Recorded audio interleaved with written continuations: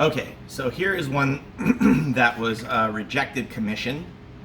Oddly enough, I completely understand why.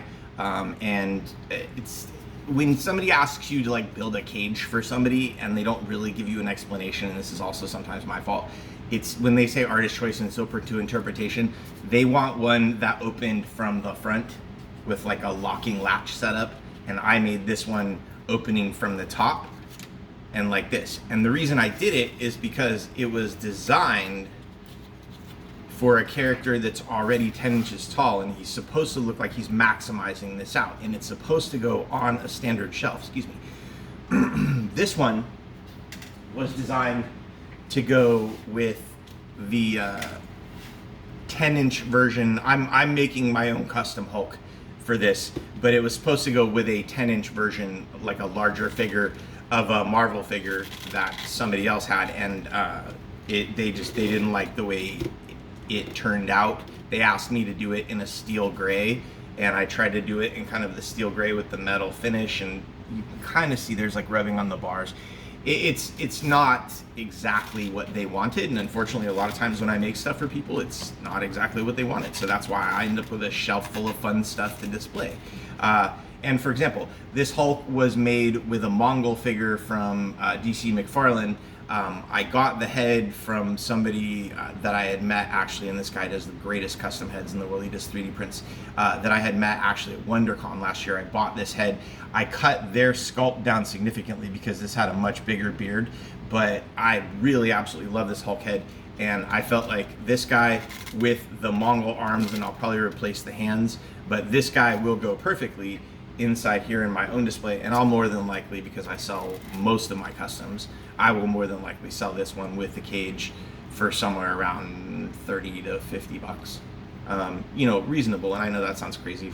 A lot of people are like, why are you selling them for more? But I don't do a lot to these customs, and again, this one didn't cost much to build. It was rejected. They got the other one, which I built. Okay, great.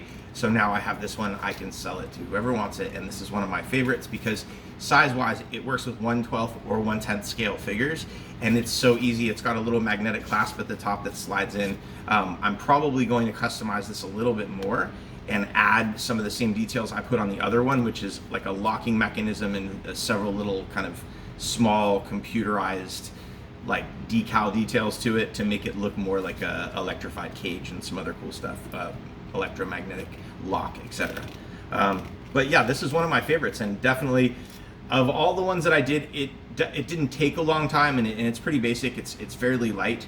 The other thing that the person had requested is they wanted theirs to be able to sit on a shelf or to hang. So I had made the other version of this with very similar design, but the top is a permanent piece, and it has little hooks that allowed them to hang it, and I sent that to them with very thin metal wire, allowing them to be able to hang it, and I just little clips and stuff. If I'm building something for somebody and you are very specific with how you want things to sit, where you want it to go, color, design, whatever, I will build you exactly what you want. If you say something like dealer's choice or artist flair, blah blah blah, you're going to end up with something that might look really cool but not exactly what you want. In this case, I don't get upset. Luckily for me, I can turn around and I'll sell this, and I've already sold the other one. I made my money back, so don't feel bad for me. But this is a classic example of when you give the artist leeway to do what they want, they have a tendency to do their own thing. And again, not a big deal, magnetic clasp, all the same stuff that was asked for, but just without having a very specific description of what you want, we're gonna create what we think of. And sometimes it'll be what you want, sometimes it won't.